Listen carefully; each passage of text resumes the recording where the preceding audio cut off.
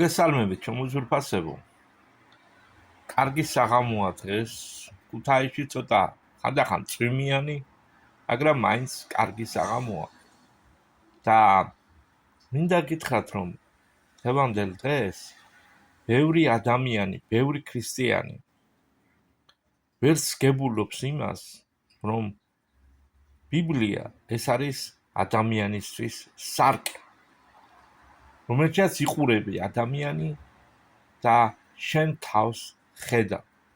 თუ რა სულიერ მდგომარეობაში ხარ შენ დღევანდელ დღეს.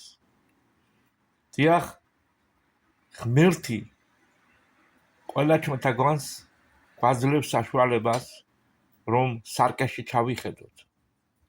სულიერი თვალები გავახილოთ და დავინახოთ, თუ როგორები ვართ სულიერ სარკეში.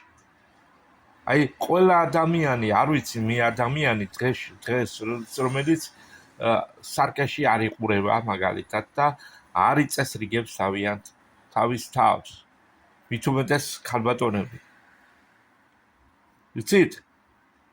სულიერ სარკეში აუცილებელია რომ ჩაიხედო. როგორ მდგომარეობაში ხარ შენ დღეს? და იესო ქრისტე, როდესაც შენ ირწმუნე იესო ქრისტე, შენ ცხოვრებაში შემოვიდა იესო ქრისტე. გაქხადა ჯვარცმის და აღდგომის თანამოზიარეთ, ჩემო ძვირფასები. და როდესაც იგი აღდგა, მეფე, როდესაც აღდგა, ჩვენ გაგვინაწილა თავისი მეფობა და ჩვენც მეფობთ მასთან ერთად. ესე იგი, შენ რომ შენ სულიერ სარკეში იყურები, სამეფო გვირგვინი გაქვს. სამეფო ტანსაცმელი გაცვია, ჩემო ძვირფასო. სამეფო იარაღი გაქვს შესხმული.